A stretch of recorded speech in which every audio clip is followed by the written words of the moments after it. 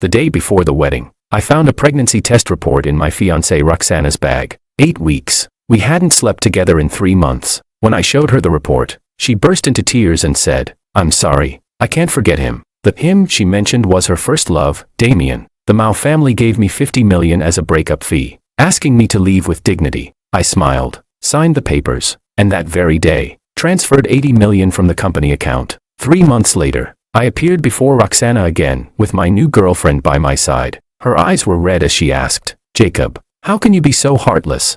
I tightened my arm around the woman beside me and said coldly, "Miss Mao, we're not acquainted." Main story. The night before our engagement party, Roxana Mao said she was tired and wanted to rest early. I thoughtfully poured her a glass of warm water and watched as she swallowed her prenatal pill. Yes, prenatal pill. She thought I didn't know. But yesterday, while she was showering, I found that pregnancy report in her bag. 8 weeks. Single fetus. Healthy development. We hadn't touched each other for 3 months. She said she was too exhausted from work, that her body didn't feel well. I believed her, and even cooked her tonic soups in different styles every day. Thinking about it now, what a damn joke. I sat on the couch and lit a cigarette. In the hazy smoke, I remembered the first time I met Roxana 3 years ago. Back then, I had just started my business. The company had only $200,000 in its account. She was the Mao family's heiress, yet she was willing to eat street food with me. She said she liked my ambition, liked how well I treated her, and I believed her. In 3 years, I grew the company to a valuation of $500 million. For her,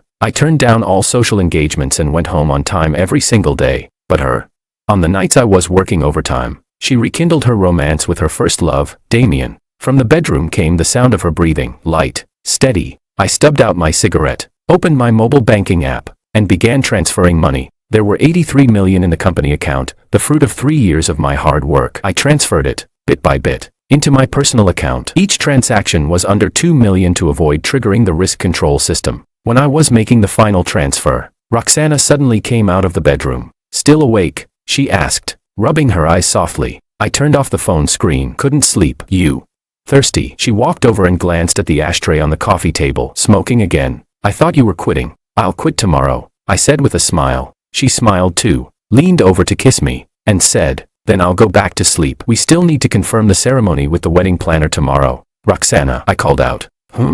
If one day, we're no longer right for each other, what would you do?" She froze for a moment, then smiled. "Why are you asking that all of a sudden? We're doing just fine." I just felt like asking. "I'd definitely be sad," she said seriously. "But if that day ever comes, I'd respect your choice." Beautiful words. Too bad they were fake. I watched her return to the bedroom and completed the last few transfers. At 3 a.m., the $80 million were all transferred out. I sent a message to the company accountant, "Hold a shareholders meeting tomorrow at 10 a.m. Then I lay down on the couch and closed my eyes. It was my last night in this house. The next morning, Roxana woke up early. She changed into a white dress and twirled in front of the mirror. "Do I look good?" "You do. Then I'll wear this to the wedding planner today." She smiled sweetly. "Jacob, we'll be married in 3 days. I'm so excited." I said nothing, just looked at her. She seemed to sense something was off and came over to touch my forehead. "What's wrong? Are you feeling unwell?" "No." I took her hand. "Roxana, whose child are you carrying?" Her smile froze. After a few seconds of silence, she suddenly yanked her hand away. "What are you talking about?" "Yesterday, while you were showering, I saw the pregnancy report," I said calmly. 8 weeks. We haven't slept together for 3 months. Roxana's face went pale instantly. She opened her mouth as if to explain, but no words came out. "It's Damien's, isn't it?" I went on. "You ran into him at that charity gala 3 months ago. That night, you said you were going to a bar with your girlfriends, but you went to see him. You investigated me." Her voice was trembling. "I didn't have to. Your phone screen was lit up, and I happened to see his message." I stood up. "After that, I looked into it. You met more than once." Roxana suddenly dropped to her knees and clung to my leg. "I'm sorry. I'm so sorry, Jacob. I didn't mean to. You didn't mean to get pregnant, or you didn't mean to cheat. I can't forget him." She sobbed, gasping for air. I thought I was over him, but the moment I saw him again, I realized I still love him. "So you slept with him, got pregnant with his child, and still plan to marry me?" "No." She lifted her tear-streaked face. "I love you. I really do. You just love him more." I finished for her. She didn't deny it. I bent down and gently pried her hands off me. "Roxana, let's break up." "No." She clutched my shirt desperately. "Jacob, please. I was wrong. I really know I was wrong." "You're not wrong," I said quietly. "I'm just not enough. You never loved me. You just used me as a substitute." The doorbell rang. When I opened the door, Roxana's father, Cameron, was standing there with 2 bodyguards behind him. "Mr. Ning, we need to talk," Cameron said coldly. I stepped aside. "Please, come in." Cameron entered, glanced at his daughter kneeling on the floor, and sighed. "Roxana, get up." She stood, crying, and hid behind him. "Mr. Ning," Cameron said bluntly, "this is Roxana's fault, but the wedding is already arranged, the guests invited. Canceling it now would hurt both the Mao family and you. So, I'll give you 50 million as compensation." Cameron took out a check from his briefcase. "The wedding goes on as planned. After the baby is born, I'll have it taken care of. You and Roxana can live your lives." I looked at the check and suddenly laughed. "Uncle Mao, do you think I need money? Even if you don't, it's compensation," Cameron said, his tone hardening. "Mr. Ning, you know how powerful the Mao family is in this city. If you insist on breaking up, I can't guarantee your company will survive smoothly." A threat. A naked threat. "And what if I told you I've already transferred all the company's money?" Cameron's expression changed. "What do you mean?"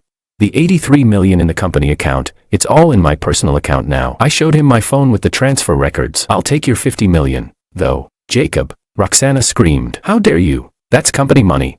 "The company is mine alone," I said, turning to Cameron. "It's right there in the contract. 100% of the shares belong to me. Your Mao family was just an angel investor. You cashed out long ago." Cameron's face darkened. "You planned this from the start, didn't you?" "It wasn't planned," I said calmly, taking the check. "Just a last-minute decision last night." "Uncle Mao, I'll take this 50 million as compensation for 3 years of emotional damage. You'll regret this." Roxana Mao lunged toward me, but the bodyguards held her back. "The only thing I regret," I said, looking straight at her, "is ever meeting you, Roxana. I wish you and Damien happiness." With that, I picked up the suitcase I'd packed the night before and walked out without looking back. Behind me came Roxana's heart-wrenching cries, but I didn't turn around. Outside the apartment building, the sunlight was blinding. I took a deep breath, the suffocating weight in my chest finally lifted. My phone rang. It was Mickey, my partner and childhood friend. "Jacob, did you really empty out the company's account?" "Yeah. Left 10 million for operations. Transferred the rest. What's next?"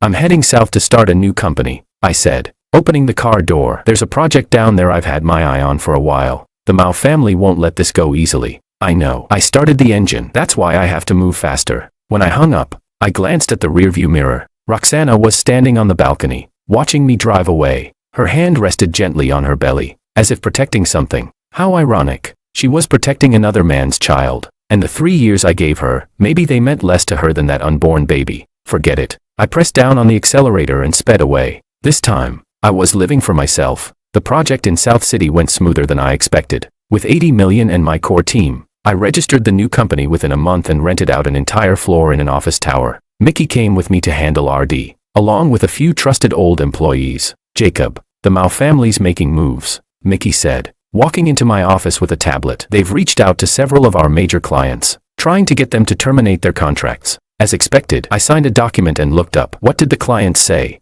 2 already confirmed they'll cancel. 3 others are still hesitating. I leaned back in my chair, rubbing my temples. The Mao family was powerful, but not invincible. "Send me the details of those 3 clients. I'll talk to them myself." "Got it." Mickey hesitated. "Jacob, you don't have to push yourself this hard. We have enough cash. We can afford to slow down." "No, we can't." I stared out the window. "Cameron Mao won't give me any breathing room. I need to stabilize before he shuts every door." For the past month, I'd barely slept. Days spent negotiating with clients, nights drafting proposals, 3 or 4 hours of sleep at most. But I didn't feel tired. If anything, I felt alive. At least I didn't have to think about Roxana anymore, didn't have to feel cold every time I remembered her lies. At 8 in the evening, I walked out of a client's office, having just secured a 20 million deal. Standing under the office tower, I lit a cigarette. The nights in South City were quieter than in the north, no dazzling neon lights, just a few scattered street lamps beneath a sky full of stars. My phone rang, a strange number. I answered. "Hello. Mr. Ning, this is Tiffany." Tiffany. I'd heard that name before, the founder of the largest venture capital firm in South City, a legend in the investment world. "Miss Sue." "Hello." I stubbed out my cigarette. "What can I do for you?" "I've read your project proposal. It's quite interesting," she said, her tone calm and composed. "Do you have time to meet? I'd like to discuss an investment." "Investment?" I hadn't expected anyone to reach out this quickly. "Of course," I replied. "If you're available, we can meet now." "Now works." She gave me an address. Bayun Cafe. "I'll be on the 2nd floor." After hanging up, I called a cab and headed there. Bayun Cafe was a well-known upscale spot in South City, elegantly decorated. exuding quiet luxury. Its patrons were all business elites. I went upstairs and immediately spotted her sitting by the window. She was dressed in a black suit, her long hair tied neatly behind her head, eyes fixed on the documents before her. "Miss Sue," I approached. She looked up, and for a moment, I was stunned. She was beautiful. Not the fragile, soft kind of beauty Roxana had, but sharp, commanding, a beauty that could cut. Sword-like eyebrows, starry eyes, crimson lips, and a gaze so sharp it felt like it could pierce right through me. "Sit," she said, gesturing to the seat across from her. I sat down, and she pushed a folder toward me. "I've studied your project," she began directly. "An AI-powered customer service system, strong market potential, solid technical barriers. I'm willing to invest $50 million for a 20% stake." $50 million for 20%, that was an excellent offer. "Miss Sue, may I ask something?" I looked at her. "Why me? There are plenty of AI companies in South City, many stronger than mine because you ran from North City," she said, taking a sip of coffee, "which means you have guts. And the Mao family is trying to block you. That tells me you've touched their interests. I like competitors who make powerful people nervous." She didn't mince words. "You're not afraid of offending the Mao family?" "The Mao family rules North City, but here in the South," she smiled faintly, "they're not that powerful." She set down her cup. "Mr. Ning, you don't have to answer right now. Think it over." "No need." "I agree." Her brows lifted slightly. "You decided that quickly. Your offer's fair, and honestly, I need both capital and connections right now." I extended my hand. "Pleasure working with you." She shook it firmly. "Pleasure working with you." Her hand was cool, but her grip was strong. "Oh, by the way," she said, picking up her bag, "there's a business association event the day after tomorrow. Come with me. I'll introduce you to some people. It'll help your company." "All right." She turned to leave, then looked back. "Mr. Ning, your feud with the Mao family doesn't concern me, but I hope you won't let personal emotions affect your work." "I won't," I said seriously. "That's all in the past." She studied me for a few seconds, then nodded and left, her heels clicking crisply on the floor. I sat there, watching her disappear down the stairs. That woman was strong, but she was also real, not like Roxana, who was all eyes. When I got back to the office, Mickey was still working late. "Jacob, how'd it go?" "It's done. Tiffany's investing $50 million for 20%. "Holy shit." Mickey jumped up. "Tiffany Sue, the investment queen of South City." "Yeah, Jacob, you're incredible." Mickey lunged to hug me, but I pushed him away. "Don't get too excited. She's taking me to a business association event the day after tomorrow. Then you'd better get ready. Everyone at those events are big players. Getting to know them could do wonders for us." I smiled faintly and said nothing. Deep down, I knew Tiffany's investment in me wasn't just because of my project's potential. It was more than that. She saw my potential as a person, and the leverage I represented against the Mao family. She was a businesswoman, and every decision a businesswoman makes has a calculation behind it. But that didn't matter. At least she wouldn't lie to me. That was enough. That night, back at my rented apartment, I showered and lay down on the bed. When I picked up my phone, I saw dozens of unread messages from Roxana. "Jacob, I really know I was wrong. Please come back. Okay, I can't live without you. Have mercy on me and the baby, please." I didn't even finish reading them. I blocked her number directly. Then I opened my social feed and deleted every single photo that had anything to do with her. 3 years of love, gone. Just like that. But I didn't regret it, because she was the one who betrayed me first. I turned off my phone and closed my eyes. Tomorrow would be a new day, and I had to keep moving forward. As for Roxana, she could stay in the past. The Business Association's banquet was held at South City's most luxurious hotel. I arrived 10 minutes early,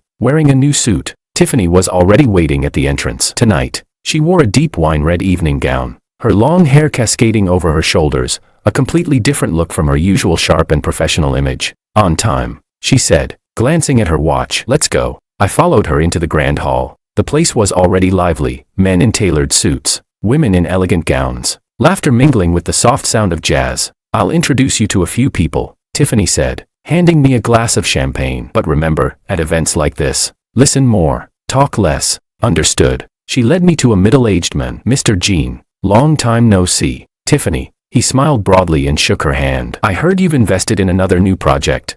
"Yes." She turned to me. "This is Jacob, founder of the company I've just invested in. AI Intelligent Customer Service Systems. Mr. Ning, a pleasure to finally meet you." Mr. Jean extended his hand. I was a little surprised, but I shook it politely. "You flatter me, Mr. Jean. I've heard of your project. It's promising." He patted my shoulder. "Come by my office sometime. We'll talk in detail." "Of course." I appreciate the opportunity. After that, Tiffany introduced me to several more people, all heavyweights in South City's business circle. I could tell they were polite, even friendly. but also quietly assessing me, testing whether I was worth their time. Mr. Ning, young and capable, said one of them, a CEO named Wang. I heard you're from North City. That's right. Why not stay there and keep developing your business? Because South City has a larger market and more opportunities. I kept my tone calm. Besides, I wanted a change of environment. A change of environment. He gave a knowing smile. I heard you and the Mao family had some disagreements. Of course, they all knew my story. The Mao family is the Mao family, I said evenly. And I'm me, Mr. Wang. When I do business, I judge by projects and ability, nothing else. Bold. He raised his glass. I like that. We clinked glasses and drank. Tiffany didn't say anything beside me, but I knew she was watching. Halfway through the event, I excused myself to the restroom. As I walked down the hallway, a familiar voice stopped me in my tracks. Roxana, what are you doing here? It was Damien. I stopped walking and hid behind a marble pillar. I came to find Jacob. Roxana's voice trembled, thick with tears. He blocked me. I can't reach him. What do you want with him? Damien's tone was impatient. You already decided to keep the baby, didn't you? I regret it. Roxana choked up. Damien, I realized I still love Jacob. I shouldn't have lied to him. What's the point of saying that now? Damien sounded annoyed. You made your choice, and now you regret it. But enough. Damien snapped. Roxana, let me make this clear. I'm not going to marry you. If you want to keep the baby, fine. If not, get rid of it. But stop bothering me. What did you say? Roxana's voice rose sharply. Damien, this is your child. I know, he said coldly, but I never said I'd take responsibility. You're the one who insisted on keeping it, you bastard. A sharp slap echoed down the hallway. I stepped out from behind the pillar. Roxana was clutching her cheek, and Damien had just shoved her hand away. Don't act like a victim, Roxana, he sneered, straightening his collar. You came to me first. Don't play the poor woman now. You think that'll make me soft? Damien, Roxana cried out in despair. And then she saw me. In that instant, her expression froze. Jacob. I said nothing. I just looked at her quietly. She looked terrible, nothing like the woman I once knew. Her eyes were swollen from crying, her face pale, her whole figure thinner, fragile. What are you doing here? I asked flatly. I came to find you. She stepped forward, trying to take my hand, but I pulled away. Jacob, please, let's start over. Okay. Start over. I laughed. Roxana, do you think you deserve that?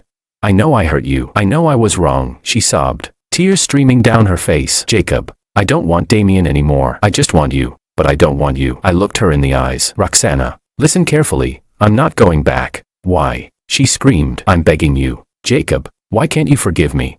Because you're not worth it. I turned to leave, but she suddenly wrapped her arms around my waist from behind. Jacob, please. I can't live without you, she cried, her voice breaking. Without you, I'll die. That's your problem. I pried her hands away. Roxana, don't bother me again. When I walked back into the banquet hall, Tiffany was standing at the entrance, watching me. Ran into your ex? She asked. Yeah. How did it go?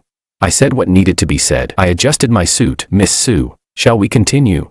She studied me for a moment, then nodded. Let's go. That night, I met countless people and collected several business cards. On the drive back, Tiffany suddenly spoke. Jacob, I admire your decisiveness. What? Your attitude toward your ex. She kept her eyes on the road. A man who hesitates over the past will never accomplish great things. I smiled faintly and didn't reply. To be honest, I wasn't sure if I had truly moved on, but I knew one thing. I couldn't look back, because looking back meant losing. When the car stopped in front of my apartment, I opened the door to get out. Tiffany called after me. Jacob. Yeah.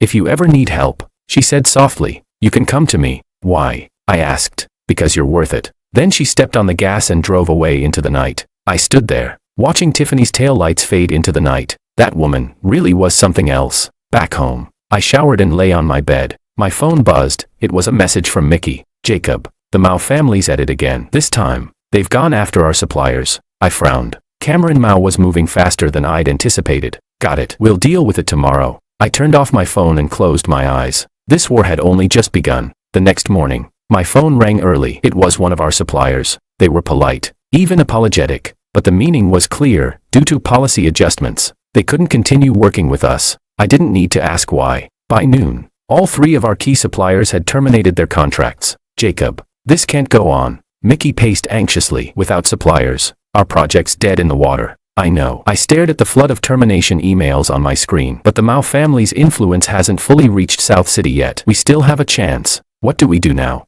Find new suppliers. I stood up. South City's huge. There's no way the Mao family controls everyone. For the next week, I practically lived on the road. I visited every major supplier in South City. Some rejected me outright. Some quoted outrageous prices, and others just said they'd think about it. On the 8th day, I finally found one willing to cooperate. The owner was a man in his 40s named Zhang. After listening to my story, he smiled and said, "Young man, I like your spirit. You don't give up. Mr. Fu, you're willing to work with me."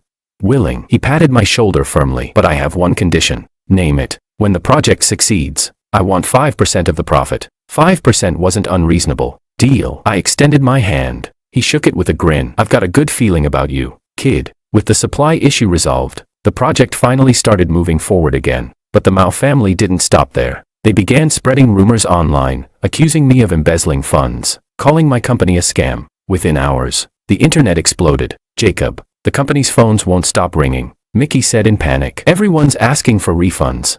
"Ignore them," I said coldly. "Tell the legal department to prepare a lawsuit. We'll take the defamers to court." But lawsuits take time. The public opinion's already turning against us. I know. I opened my laptop. But we can't panic. The worse the storm gets, the calmer we need to be. That afternoon, I published an official statement on the company website and all social media platforms. In it, I addressed every rumor point by point, attached financial reports and project progress data for full transparency, and publicly exposed the Mao family's interference. Suppliers pressured to back out. Clients threatened to withdraw. Everything. The effect was immediate. Public opinion flipped overnight. So he's being crushed by a big corporation. Poor guy's just trying to make it. Mao family's a monopoly. Disgusting. We stand with you. CEO Ning. Keep fighting. The comment sections were flooded with support. The Mao family hadn't expected such a direct counterattack and found themselves suddenly on the defensive. "Jacob, you're a genius," Mickey nearly shouted. "The internet's all on our side now." "This is just the first step," I said, closing my laptop. "The Mao family won't stop here." My voice was calm, but my resolve was steel, because this wasn't just business anymore. It was personal. That night, just as I expected, Cameron called. "Jacob, you're playing with fire." His voice was icy. "Uncle Mao, you struck first." I leaned back in my chair. "I'm only defending myself. You think public opinion will save you?" He sneered. "Jacob, you're still too young. Then we'll see who burns first." I hung up without hesitation. A few seconds later, my phone rang again. It was Tiffany. "Well done," she said bluntly. "But the Mao family won't stop. Be careful." "I know. Come to my office tomorrow," she said. "I'll introduce you to some lawyers. If you're going to fight this war, prepare for a long one." "All right." When the call ended, I stood by the floor-to-ceiling window, gazing at the dazzling lights of South City. The skyline glimmered, the streets below alive with motion. This city would be my new beginning. The Mao family wanted to destroy me. I would make sure I thrived instead. The next morning, I went to Tiffany's company. Her office was on the top floor, spacious, minimalist, with a wall of glass overlooking the entire city. "Sit." She gestured to the sofa. I sat down, and she poured me a cup of tea. "These are the best lawyers in South City," she said, introducing the team seated across from me. "They'll handle the Mao family's lawsuit against you." "Lawsuit?" I frowned. "Yes, the Mao family just filed it this morning, accusing you of defamation, demanding a public apology and 50 million in damages." 50 million. Exactly the same amount as the breakup fee. They want their money back, I said with a cold smile. "What a convenient move. Which is why you need to be prepared," Tiffany said seriously. "This won't be easy, but you do have a chance." For the next 2 hours, the lawyers walked me through every detail, the charges, the evidence, our defense strategy. I listened carefully, asked questions when I needed to, and took notes. All the while, Tiffany sat quietly beside me, observing. When the meeting ended and the lawyers left, the office fell silent. Only the hum of the air conditioning remained. "Jacob," she said suddenly, "aren't you afraid?" "Afraid of what?" "Of losing." I thought for a moment, then shook my head. "No, why not?"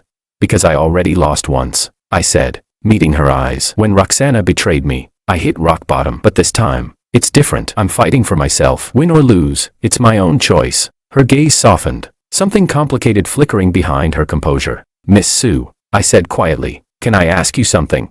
"Go ahead. Why are you helping me?" She was silent for a few seconds before walking toward the window. "Because you remind me of who I used to be," she said softly. "When I was young, I was crushed too, looked down on, humiliated. But I didn't give up. I climbed my way up, one step at a time. So you see yourself in me?" "No." She turned back, eyes calm and steady. "I see your determination." "Jacob, do you know what's scarier than failure? Giving up. As long as you don't give up, there's always a chance to turn things around." Her words settled deep in my chest, warm and grounding. "Thank you, Miss Sue." "No need," she smiled. "You earned my respect." She glanced at the clock. By the way, there's a dinner tonight. Interested? What kind of dinner?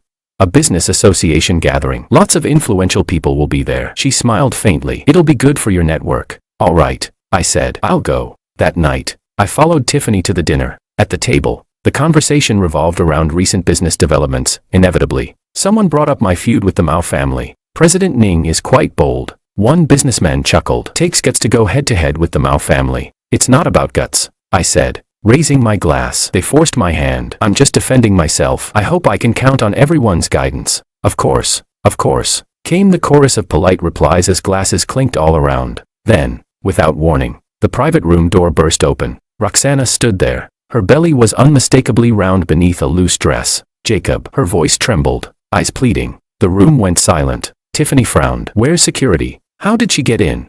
I let her in. Another voice answered. Damien entered, slipping an arm around Roxana's shoulders. Sorry to interrupt, everyone, he said smoothly. I just came to have a quick word with Mr. Ning. About what? I set down my glass. About Roxana. He smiled faintly. Mr. Ning, she's pregnant now. Can't you show some mercy for old time's sake and help her out? Help her? I let out a cold laugh. What does she need my help for? She wants to get back together. Damien's words were casual, almost mocking. You know the baby's mine, but I'm not planning to take responsibility. Roxana can't let go of you, so I figured maybe you two could. Enough. I cut him off sharply. Damien, are you here just to disgust me?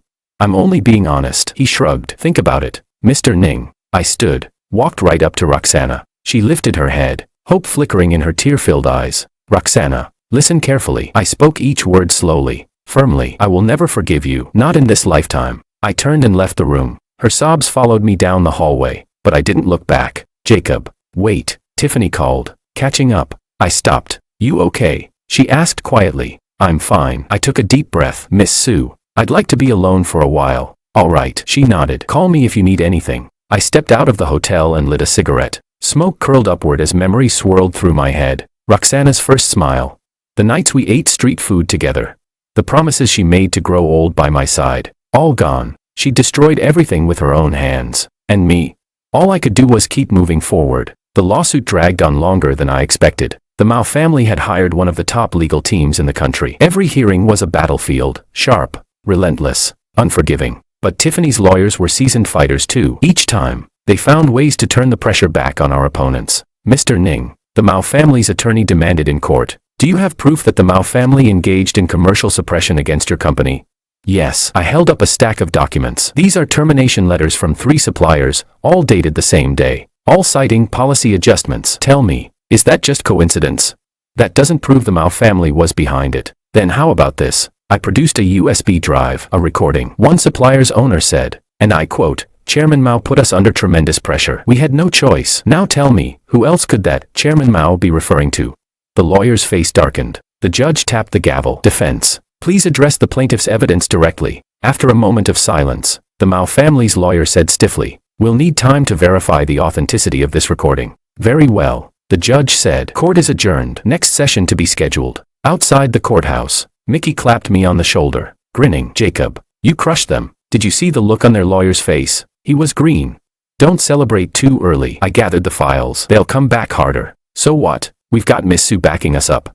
And it was true. Tiffany had done more for me than I ever expected. It wasn't just the legal team. She'd helped with financing, networking, even little details in my day-to-day life. That evening, my phone buzzed. Dinner tonight. It was Tiffany. I glanced at the clock. 7 p.m. Sure. We met at a quiet Japanese restaurant. The kind with soft lighting and only a few tables occupied. The air smelled faintly of grilled fish and sake. You've been working hard lately, Tiffany said, pouring me a cup of sake. I've had worse. I took the cup. Honestly, I couldn't have managed this far without your help. Miss Sue, don't call me that. She smiled. Just Tiffany. We're friends now, aren't we?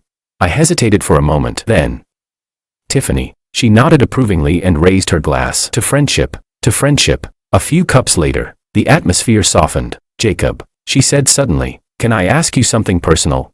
Sure. Do you still love Roxana?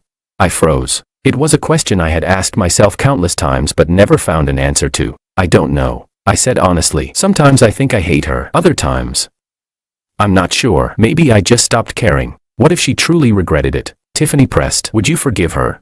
No. I shook my head firmly. Some things, once broken, can't be fixed. Good. She exhaled in relief. I was worried you'd go soft. Why? I asked with a faint smile. Because I've seen too many men say they've moved on, until their ex cries, and suddenly they forget all the pain. Her eyes held mine. But you're not like that. I can tell. I'm glad. Her words stirred something in me. Tiffany, why are you so kind to me? She fell silent for a moment, then said quietly, because you give me hope. Hope? Hope that not all men are trash, she said with a wry smile. I've been hurt before too, so I know what it feels like. So she had her own story. Can I ask what happened? Why not? She took a sip of sake. 5 years ago, I was in grad school. I had a boyfriend. We'd been together 3 years. I thought we'd get married. Then he cheated on me with my best friend. What did you do? I started a business, she said simply. Worked myself half to death. Made my first $1 million. And when he came crawling back, I realized I didn't need to prove anything to him anymore. The best revenge, she smiled faintly, is success. So you made it. Yes. She met my eyes. And you will too. Jacob, I believe in you. We talked for hours that night, about work, about life, about everything in between. I found Tiffany fascinating. She looked cold and unapproachable on the outside, but inside she was warm, thoughtful, and quietly fierce. She understood my pain, and respected my resolve. For the first time in a long while, I felt at peace. When I drove her home later that night, she suddenly turned to me. Jacob, she said softly, can I court you? I blinked. What? I know the timing's bad, she said seriously, her gaze steady. But I don't want to wait. I like you, ever since the first time we met. Tiffany, you don't have to answer now, she interrupted, smiling faintly. Just tell me when you're ready. She got out of the car and waved goodbye, her silhouette slowly fading into the glow of the streetlights. I sat there for a long time, my emotions tangled. The truth was, I liked her too. She was smart, independent, strong, everything Roxana wasn't. But I didn't know if I was ready to love again. Back home, I showered and lay down. Then my phone buzzed. A message from Roxana. Somehow, she'd gotten my new number. Jacob, I gave birth. It's a girl. She looks just like you. Will you come see her? I stared at the message without replying. Her child, what did that have to do with me? Deleting the chat, I turned off my phone and closed my eyes. Tomorrow would be another day. I had to keep moving forward. No more stopping for people or mistakes from the past. The next morning, the trial resumed. This time, the Mao family brought new evidence, the breakup agreement I had signed. Mr. Ning, their lawyer said, holding up the document. This is your signature, correct? Yes, I said calmly. I signed it, and you did so voluntarily, without coercion. I signed it, I said, but under threat from Mr. Cameron Mao. The lawyer smirked. Do you have proof of that claim? I do. I held up my phone. Here's the recording. Cameron said, and I quote, if you insist on breaking up, I can't guarantee your company's future. If that's not a threat, what is it?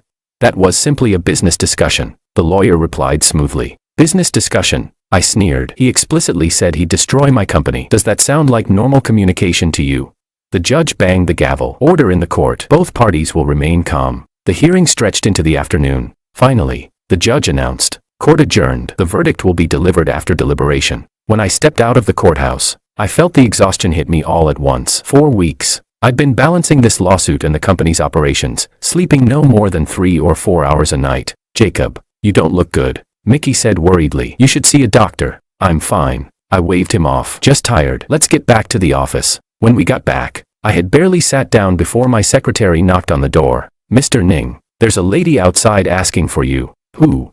She said her name is Roxana. My face darkened. Tell her to leave. I don't want to see her, she said. The secretary hesitated. If you won't see her, she'll kneel outside the building. I was silent for a few seconds, then stood up. I'll go. Roxana stood at the entrance, a small baby cradled in her arms. She looked worse than the last time I'd seen her, pale, frail, her eyes swollen from crying. Jacob, the moment she saw me, tears spilled down her cheeks. What do you want? My voice was cold. I want you to meet your daughter, she whispered, holding out the baby. Look, she looks just like you. I didn't take her. Roxana, I said flatly. She's not my child. But, she choked, Damien doesn't want us anymore. You're all I have left. That's your problem, I said, turning away. Not mine. Jacob, she screamed behind me. Are you really this heartless?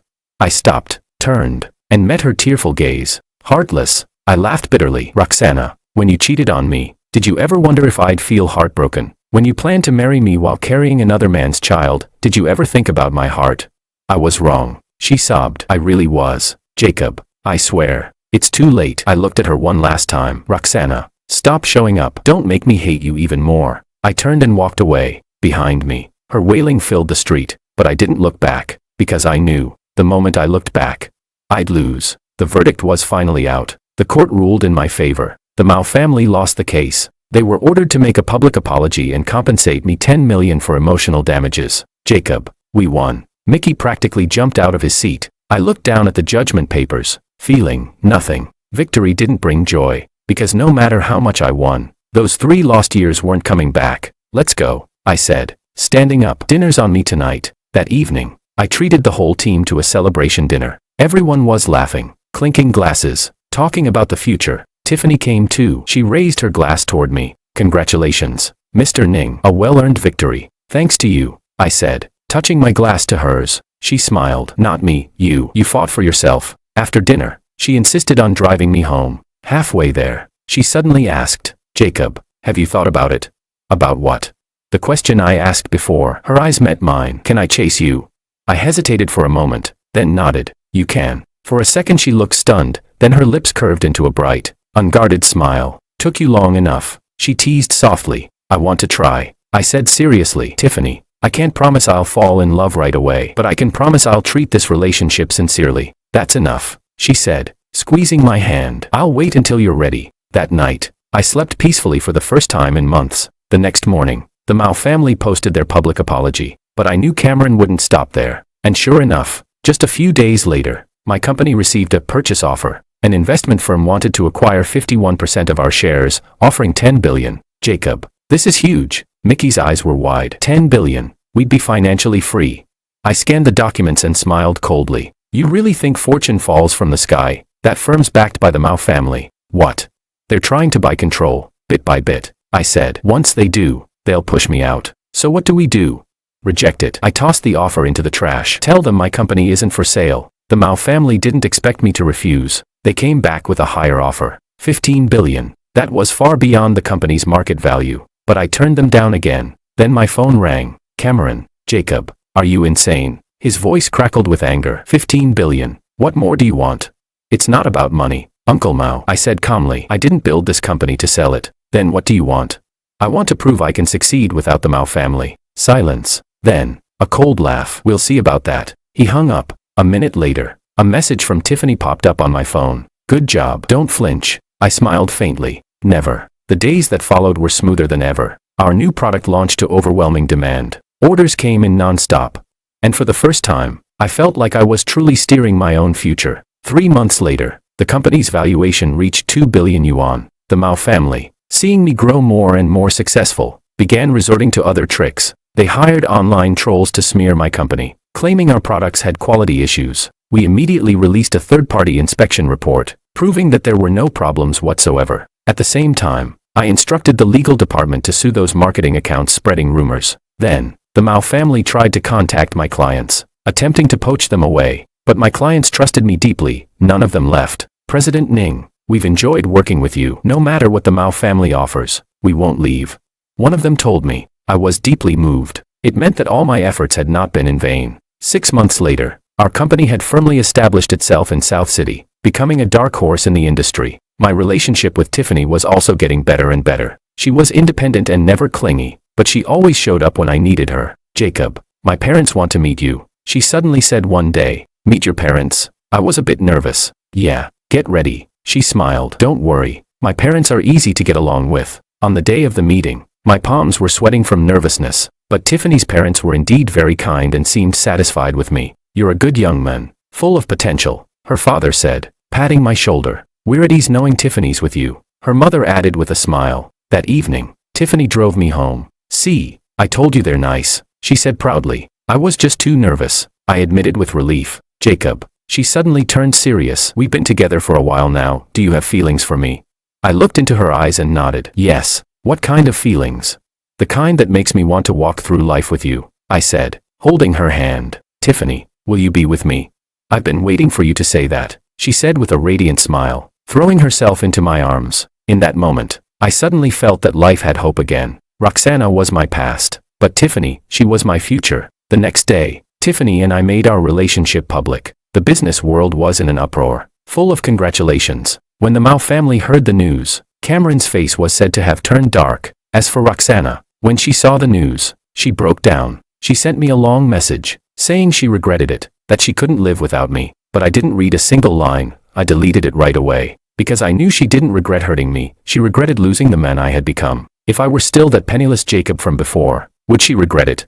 No. She only regretted missing out on a rising star. That kind of regret, I didn't need. When the news of our company going public spread, the entire business world turned its attention to us. The Mao family couldn't sit still anymore. They began frequently contacting my partners, trying to undermine the company from within. Jacob, a few partners have been poached by the Mao family, Mickey said worriedly. Expected, I said, gazing out the window. But it's fine, those who left were fair-weather friends. The ones who stay are truly loyal. But if this keeps up, our losses, short-term, yes, there'll be losses. I turned around calmly. But in the long run, it's good for us. The unfaithful are gone, and the ones who join next will be the dependable kind. Sure enough, it didn't take long before new partners started approaching us. And they weren't just anyone, they were some of the best in the industry. President Ning, we've wanted to work with you for a long time, one of them said. But the Mao family was putting pressure on us before, and we didn't dare to act rashly. Now that you've secured your position in South City, we're not afraid anymore. Welcome aboard, I said, shaking his hand. The company kept growing stronger, and its valuation continued to climb. That day, I was in the middle of a meeting when my secretary suddenly knocked on the door. President Ning, someone's here to see you. Who? She says she's Roxana's mother. I frowned, but still told her to let the woman in. Mrs. Mao walked in, wearing a polite, almost flattering smile. President Ning, it's been a long time. Mrs. Mao, what can I do for you? I asked coldly. It's like this, she said cautiously as she sat down. Roxana isn't doing well. The child has no one to look after him. I wanted to ask if you could. Mrs. Mao, I interrupted. Roxana and I have nothing to do with each other anymore. I won't get involved in her affairs. But she's truly miserable now. Mrs. Mao's eyes turned red. President Ning, please, for the sake of what you two once had, help her just this once. What we once had. I gave a cold laugh. It's because of what we once had that I won't help her. President Ning, Mrs. Mao, please leave, I said, standing up. I still have work to do. She wanted to say something more, but when she saw my expression, she sighed quietly and left. After sending her away, I sat back in my chair and rubbed my temples. How long was Roxana planning to keep haunting my life? That night, I had dinner with Tiffany. Roxana's mother came to see me today, I said. What did she want? Tiffany put down her chopsticks. She wanted me to help Roxana. And what did you say? I refused. I met her eyes. Tiffany, I'm not going to soften up. I know, she said, holding my hand. Jacob, I trust you. After dinner, we took a walk together. South City at night was beautiful, gentle streetlights, relaxed pedestrians. Jacob, what do you think our future will be like? Tiffany asked suddenly. It'll be wonderful, I said, wrapping my arm around her. We'll build the company bigger together, then get married, have kids, and live a simple but happy life. Sounds nice, she smiled. So when are you going to propose to me? Soon, I said seriously. Once the company goes public, I'll propose. Then I'll be waiting. When I got home, I turned on my computer and started handling some work. Suddenly, my phone rang. It was an unknown number. I picked up. Hello. Jacob, it's me. Roxana's voice came through the line. I frowned. How did you get my number again? Jacob, please, meet me. Just once, she sobbed. Only one last time. After that, I promise I'll never bother you again. I paused for a few seconds. Where? Tomorrow at 2 p.m. At the cafe where we had our first date. I hung up the phone, lost in thought. I didn't want to see her, but I knew that unless I made things completely clear, she would never stop haunting me. The next afternoon, I arrived at the cafe on time. Roxana was already there, waiting. She looked even more haggard than the last time I saw her, her eyes bloodshot, her face pale, her body frail and thin. You came, she said, forcing a weak smile. Say it. What do you want from me? I asked bluntly. I just want to ask, is there really no chance for us anymore? Her tears began to fall. No. Why? She choked out. Jacob, I really know I was wrong. I've lost everything now. You're all I have left. Roxana, you're mistaken. I looked at her calmly. You never had me. So how could you lose me? But we were together for 3 years. Those 3 years, did you really love me? I cut her off. You loved how good I was to you. The sense of security I gave you, but never me as a person. She froze. If you truly loved me, you wouldn't have betrayed me the moment Damien appeared. I continued. You didn't love me. You were just addicted to having me around. No, she shook her head desperately. I really loved you. Then tell me. I stared into her eyes. What exactly did you love? My ambition, my kindness, or the success I have now? She opened her mouth but couldn't say a word, because even she didn't know the answer. See, you don't even know, I said, standing up. Roxana, stop lying to yourself. You're not sorry for hurting me, you're just sorry for losing a promising man. If I were still that broke, useless Jacob from before, would you come looking for me? No, you wouldn't. I answered for her. So stop talking about love. You're just unwilling to accept that it's over. With that, I turned to leave. Jacob, she shouted suddenly, do you love Tiffany now? Are you sure you're not just with her to get back at me? I stopped, turned around, and looked at her. I'm sure, I said firmly. Tiffany is nothing like you. She doesn't lie to me. She doesn't betray me. And she never treats me like a backup option. She's genuine with me, and I'm genuine with her. But you don't love her. Roxana screamed, almost hysterical. You don't love her. You're just using her as a replacement for me. And even if she is a replacement, so what? I sneered. At least she's 100 times better than you. Without another word, I turned and walked out. The moment I stepped out of the cafe, I took a deep breath. This time, I knew I had truly let go. Roxana was my past. My future was Tiffany. That night, I told Tiffany about meeting Roxana. What did she say? She asked. She asked if there was still a chance between us. I said, holding her hand. I told her there wasn't. And what else did she say? She said I didn't love you, that I was only with you to get revenge on her. Tiffany was silent for a few seconds, then quietly asked, do you love me? I looked into her eyes and said seriously, yes. Since when?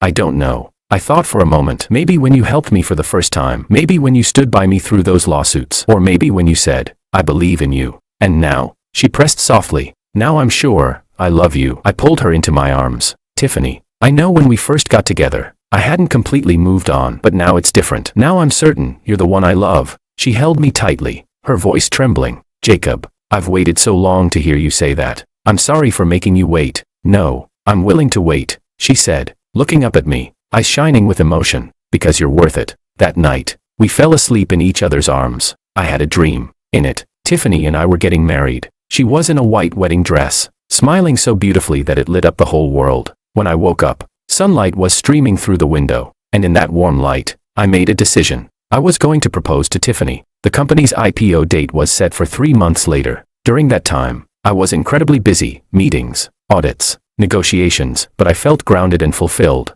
because I knew everything I was doing was for our future. Tiffany was busy too. Her investment firm had taken on several new projects, and she was flying between cities almost every day. But no matter how busy we were, we always made time to video call every night, to talk, laugh, and share updates about work. Jacob, I've noticed the Mao family's recent moves, she said one evening. What kind of moves?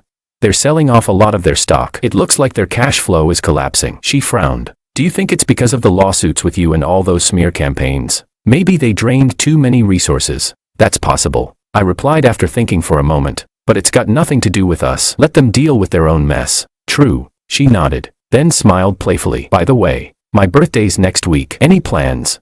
Of course, I said, grinning mysteriously. You'll find out soon enough. Come on, tell me, she pouted. If I tell you, it won't be a surprise. After hanging up, I immediately began planning the proposal. I hired a professional team, reserved the best seaside restaurant, and bought a ring, a 5-carat diamond, elegant and understated, just the style Tiffany loved. When her birthday arrived, I took her to that restaurant by the sea. I had rented out the entire place. Roses filled the room, and a violinist played her favorite melody softly in the background. Jacob, you, she gasped, eyes wide in surprise. Tiffany, happy birthday, I said, holding her hand as I led her to the center of the room. The music stopped, the lights dimmed, leaving a warm spotlight around us. I got down on one knee and took out the ring. Tiffany, meeting you is the luckiest thing that's ever happened to me. You helped me when I was at my lowest, stayed by my side when I needed it most. You showed me that there are still people in this world who can truly care for me. Tiffany, will you marry me? Her hands flew to her mouth as tears spilled from her eyes. Yes, she nodded hard, voice trembling. Yes, I will.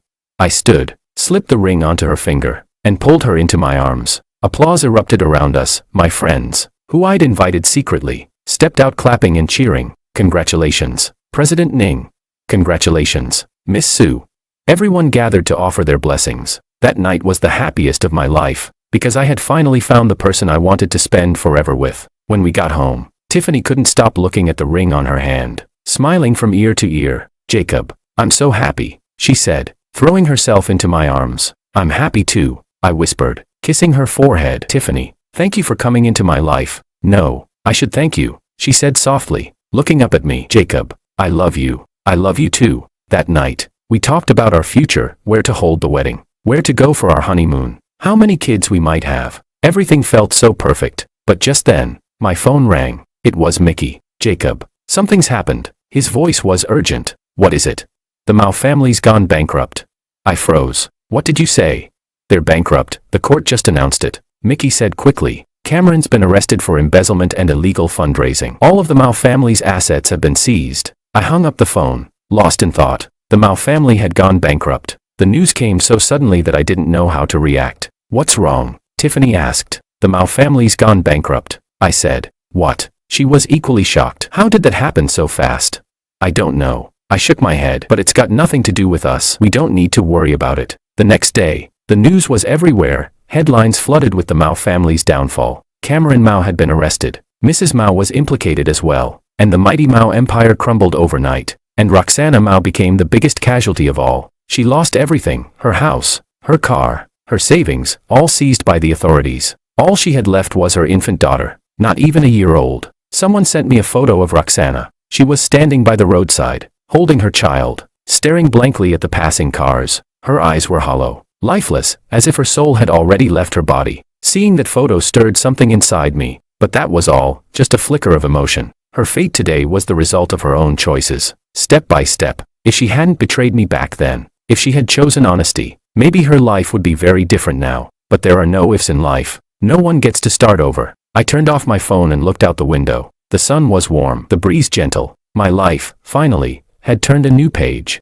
The company went public successfully, and our stock price soared. On the day of the IPO, Tiffany and I rang the ceremonial bell together. At that moment, I felt that every sleepless night, every hardship, every loss, had all been worth it. President Ning, congratulations. Guests called out. Thank you, I replied, shaking hands one after another. At the celebration banquet, I met many old friends and made new ones. Everyone was talking about the company's bright future, about the potential of the market. Tiffany and I stood side by side, accepting blessings and smiles from all directions. President Ning, I heard you two are getting married. Someone asked. Yes, next month, I said, wrapping my arm around Tiffany. You're all invited. We'll definitely be there. After the party, Tiffany and I went home. Finally over, she sighed, kicking off her heels and collapsing on the sofa. I'm exhausted. You've worked hard, my wife, I said, handing her a glass of water. Hey, we're not married yet, she said, blushing. Just getting used to saying it early, I teased, sitting beside her. Tiffany, thank you for staying by my side all these years. Don't say that. She leaned on my shoulder. Jacob, I should be thanking you for showing me what real love is. We sat there quietly, soaking in the peace of the moment. It had been such a hectic time. We hadn't relaxed like this in ages. Jacob, do you ever wonder how Roxana's doing now? She asked suddenly. I don't know, I said, and I don't want to know. That's all in the past. You're right. She nodded. By the way, how's the wedding preparation going? Everything's arranged. You just get ready to be the most beautiful bride. Then I'd better make sure I live up to that, she said with a playful smile. The next month was a whirlwind of wedding preparations. Invitations were sent out, the guest list finalized, the wedding gown fitted and ready. Everything was falling neatly into place. The day before the wedding, I received a call from an unknown number. Mr. Ning, this is a nurse from the People's Hospital. There's a patient named Roxana who wishes to see you. What happened to her? I frowned. She was in a car accident. She's in the ICU right now, the nurse said. She said she has something important to tell you and hopes you can come. I paused for a few seconds. I understand. After hanging up, I sat there, conflicted. Should I go or not? In the end, I decided to go, not because I still cared about her, but because I wanted to end this chapter once and for all. At the hospital, Roxana lay on the bed, wrapped in bandages from head to toe. You came, she said weakly. What do you want to say? I asked, standing beside her bed. Jacob, I know I don't deserve your forgiveness. Tears streamed down her face, but I still want to say. I'm sorry, I know, I said quietly, turning to leave. Jacob, she called out suddenly. I know tomorrow is your wedding. I wish you happiness. I stopped, looked back at her. Roxana, live well, I said simply. Then I walked out of the room. That was it. Our final goodbye. Outside the hospital, I took a deep breath. The sky was clear, the clouds pure white. My life could finally begin anew. The next day, the wedding took place as planned. Tiffany was radiant in her white gown. She looked like an angel. You're beautiful, I whispered as I took her hand and walked down the aisle. You're handsome too, she smiled. Before all our friends and family, we exchanged rings and vows. Jacob, Do you take Tiffany to be your wife, to love and cherish her, for richer or poorer, in sickness and in health, for all the days of your life? I do. Tiffany, do you take Jacob to be your husband, to love and cherish him, for richer or poorer, in sickness and in health, for all the days of your life? I do. I now pronounce you husband and wife. The groom may kiss the bride. I kissed her lips as the hall erupted in applause and cheers. At that moment, I felt like the happiest man alive. After the wedding, we went to the Maldives for our honeymoon. White sand, turquoise waves, and golden sunlight. Everything felt perfect. Jacob, are you happy? She asked, lying on a beach chair beside me. Very happy, I said, taking her hand. I've never been this happy before. Me too, she smiled. Jacob, thank you for marrying me. No, thank you for marrying me. We sat quietly, watching the waves roll in, enjoying our moment of peace and love. The pain of the past had become nothing but a memory, and the future was full of hope. After our honeymoon, we started our new life together. We worked hard during the day, had dinner together every evening, and spent weekends going on little trips outside the city. Ordinary, yet full of happiness. Tiffany was pregnant, and we were both overjoyed. Jacob, who do you think the baby will look like? She asked, gently touching her belly. Like you, I said with a smile. I hope it's a girl, beautiful, just like her mother. And if it's a boy, then he'll look like me, handsome and capable. I teased. You're so full of yourself. She laughed, giving me a playful slap. We joked and laughed like that every day, our life sweet and peaceful. The company was thriving too. We opened branch offices, expanding our business nationwide. Everything was moving in the right direction. One day, while sorting through some documents, I came across Roxana's name. Apparently, she had been discharged from the hospital and was now working at a restaurant, raising her daughter alone. I stared at that name for a moment, feeling nothing. The woman who had once caused me so much pain now had nothing to do with me at all. I closed the folder and went back to work. That evening, Tiffany cooked a full table of dishes. Jacob, dinner's ready, she called out. Coming, I said, walking into the dining room and seeing the feast laid out before me. Wow, honey, you're amazing. Of course, she said proudly. From now on, I'll make delicious meals for you every day. Then I'm the luckiest man alive. We ate together, watched TV together, and chatted about everything and nothing. Life was simple, but so happy. And that was exactly the kind of life I wanted. No need for grand surprises. No need for extravagant romance. As long as the person I love is by my side. Every day is the best day of my life. When our baby was born, a girl, she looked just like Tiffany. Absolutely beautiful. Jacob, look, she's smiling at you, Tiffany said, holding our daughter gently. Really? I leaned closer, and sure enough, our little girl was smiling. In that moment, I felt like I had the whole world in my hands. I named her Iris, hoping her life would always shine as brightly as a rainbow. The days passed peacefully and happily. One afternoon, Mickey called me. Jacob, I just saw Roxana on the street, he said. Oh, I responded calmly. She's having a rough time, he continued, working in a restaurant washing dishes, and her kid looks so thin. Jacob, don't you feel even a little sorry for her? No, I said quietly. Her situation is the result of her own choices. Yeah. I guess you're right, Mickey sighed. Well, it's up to you. After I hung up, Tiffany looked up from the sofa. What's wrong? She asked. Nothing, I replied. Mickey said he saw Roxana. Oh, she nodded lightly and didn't ask further, because she knew that person was part of the past, and our life would never change because of anyone else. That night, I held my daughter in my arms, watching her peaceful, innocent face as she slept. I thought, this must be the greatest happiness life can offer. A loving wife, a beautiful daughter, a thriving career. What more could I possibly ask for? As for Roxana, let her stay in the past. She was a chapter of my life, a painful one, yes, but one that made me grow. Without that experience, I wouldn't be who I am today. So I don't hate her, and I don't resent her. I just hope she finds the strength to live on and be a good mother to her child. As for me, I'll keep moving forward with the woman I love, building a brighter future together. Outside the window, the moonlight was bright and serene. I wrapped my arm around Tiffany and looked at our sleeping daughter, my heart overflowing with peace and gratitude. In this life, I had finally found my true happiness.